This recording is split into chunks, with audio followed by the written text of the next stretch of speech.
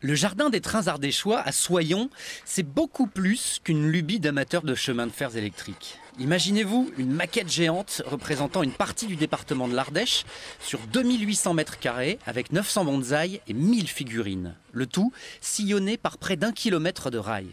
Guillaume Argot, gérant du site, nous présente l'un des trains qui passe devant nous. Ça, c'est une petite Corpée Louvet du nom de son constructeur avec le bruiteur derrière et son wagon et les trois voitures de voyageurs. Alors on a plusieurs types de trains. On va avoir des locomotives. La plus célèbre reste la Mallet, celle qui circule encore dans la vallée du Doubs avec le train de l'Ardèche. C'est justement celle qui est en train de passer, qui est juste là. Elle va passer avec son chargement de bois pour le coup ici. Puisque nous on a après différents trains, on a 12 trains différents, alors ça peut être avec des marchandises, avec des voyageurs, ça dépend. Alors les petits trains, c'est des trains électriques bien sûr. Oui, on est en train électrique, on fonctionne à 24 volts, donc ça veut dire que le courant est dans les rails.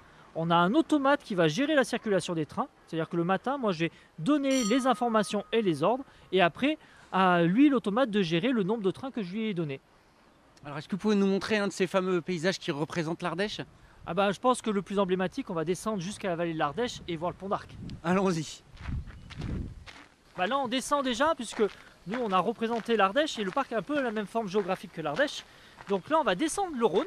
On descend toute notre vallée du Rhône, ou plutôt les Launes du Rhône, puisque sont les bras morts du Rhône.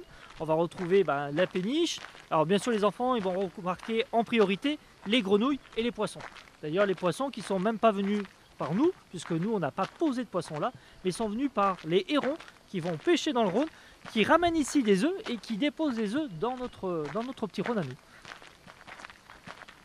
Ah, là je suppose que ça ressemble aux gorges de l'Ardèche. Là on est en plein dedans, là on retrouve les méandres des gorges de l'Ardèche, donc voilà, ça serpente entre les monuments, donc là c'est une reproduction. Alors comment on a fait ça? En fait c'est des blocs de Cyporex qu'on a taillés, qu'on a enduit de ciment et puis après qu'on a coloré avec des ocres, et la patine du temps fait que on ressemble vraiment au calcaire du sud Ardèche. Il manque que quelques milliers de pratiquants du canot et kayak.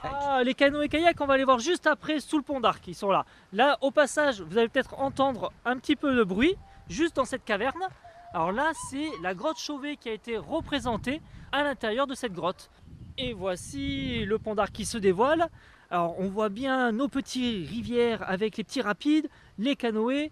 On retrouve aussi les Templiers où on avait les randonneurs et même le camp de base pour pouvoir passer la nuit.